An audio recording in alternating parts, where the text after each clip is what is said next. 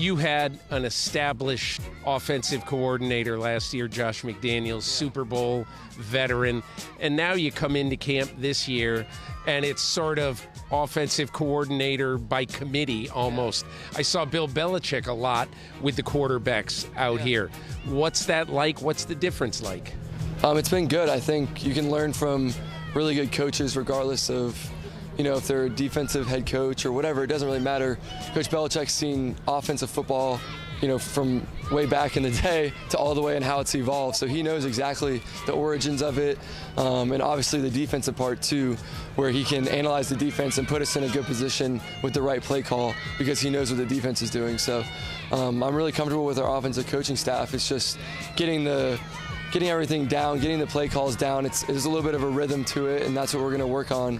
And it's a process. It's not going to happen overnight, but we've made good strides, and we just got to continue to do that. How long did it take you to get over the playoff loss in Buffalo? Yeah, I think, you never want to lose the last game of the year. Your goal is especially the way you lost it. Yeah, exactly. And you have to think about, you're only as good or bad as your last game. So that's all we have to base off of is kind of that loss. But there's learning experiences there. We know what it takes to win, 10 games and stuff. But we also have to move on to this next season and realize it's a long season, and you want to kind of push towards the end and play your best football at the end of the season, which we can do a lot better job of. But right now it's just all about fundamentals and getting better and focusing on what's important, and that's getting together in the meetings, the walkthroughs, out here in practice, and then the season will take care of itself.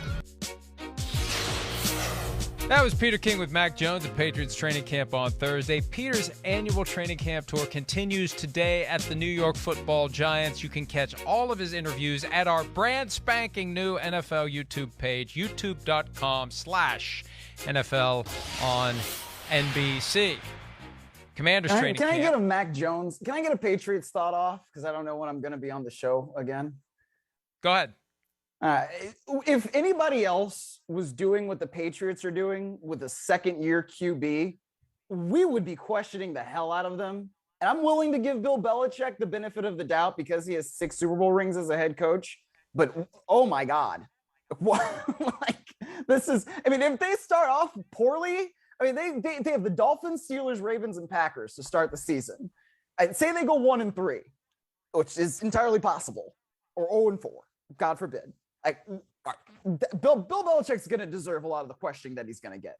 So I just wanted to say. I agree with you. Hey, those 6 Super Bowls, they go a long way toward excusing a lot of behavior that would otherwise be very questionable, including a former head coach who was a defensive coordinator who's now your offensive line coach, a former head coach who was a special teams coordinator who's now your quarterback's coach.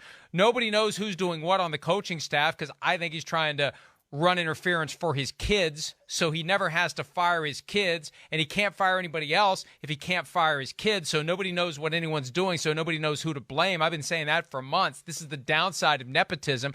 If you hire your kids and your kids aren't getting it done, you're screwed.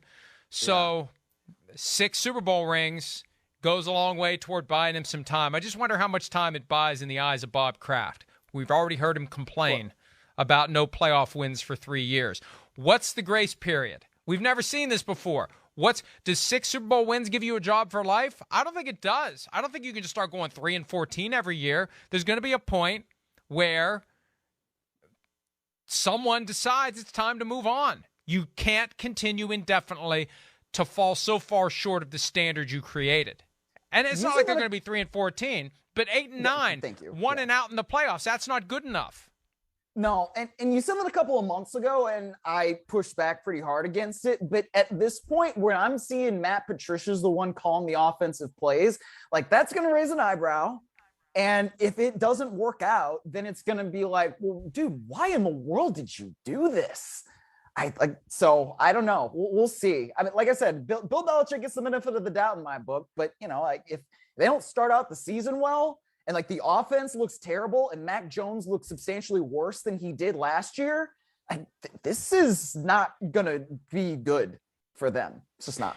It is so odd to see a guy like Bill Belichick, of all coaches, engage in that kind of heaping of praise on a guy publicly. And really, It's a major transition. Josh McDaniels is gone. Mac Jones is going to go through a lot this year. There's going to be a lot expected of him, and they're raising the bar, not lowering the bar. Coaches are masters at keeping expectations low. Then, all things being equal, it looks like you did better than you actually did if you were able to go into the season with low expectations. It really is kind of a strange time in New England. I agree with you there, and I'm glad that you decided to take your shot because I think it hit the mark. All right. Hi, I'm Mike Tirico, and thanks for watching.